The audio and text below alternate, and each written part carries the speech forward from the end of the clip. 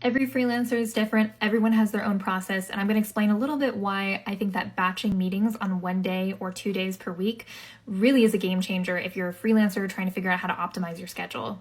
So Silicon Valley CEO and Y Combinator founder Paul Graham popularized this idea of maker days and manager days.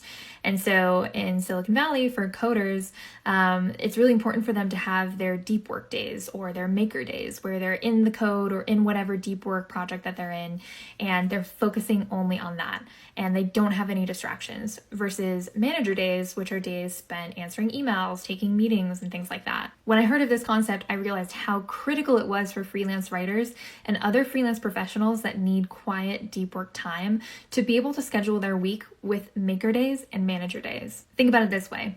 One Zoom meeting is not just the time that you spend on the Zoom meeting. It's the time that you spend before the Zoom meeting doing your hair and makeup or taking a pause from your day, preparing for the Zoom meeting, and then after the Zoom meeting doing any follow-up that you do with any potential clients or current clients. So even just the anticipation of the meeting and the aftermath of the meeting can be an interruption to your workday. When I was a new freelancer, I would be rushing to finish an assignment or some deep work that I was doing before I was interrupted by a Zoom call. And that was kind of my everyday. I was like, oh, I have to get this done because I've got to hop on a call.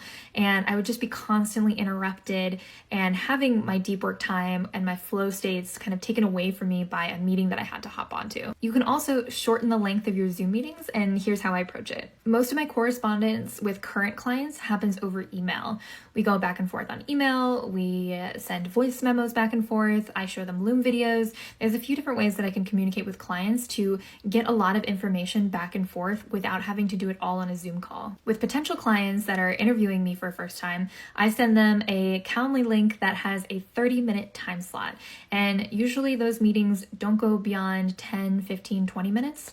And yes, those are the meetings where I actually get the job too. By sending people a 30-minute time slot and also sending them all of my materials before the meeting and answering any questions that they have before the meeting and checking out any links, it makes our meeting time super efficient. And I'm still able to chit chat, say hello, get to know them, hear more about their project, and tell them about my background. But I really honed my pitch as a freelance writer about who I am and what I do and my expertise into like a 3-minute spiel that goes over all of my relevant experience for that project. By having all of my Zoom meetings in just one day, I'm able to have the rest of my week free for deep work and the tasks that really do matter, such as doing the writing that my clients have hired me for.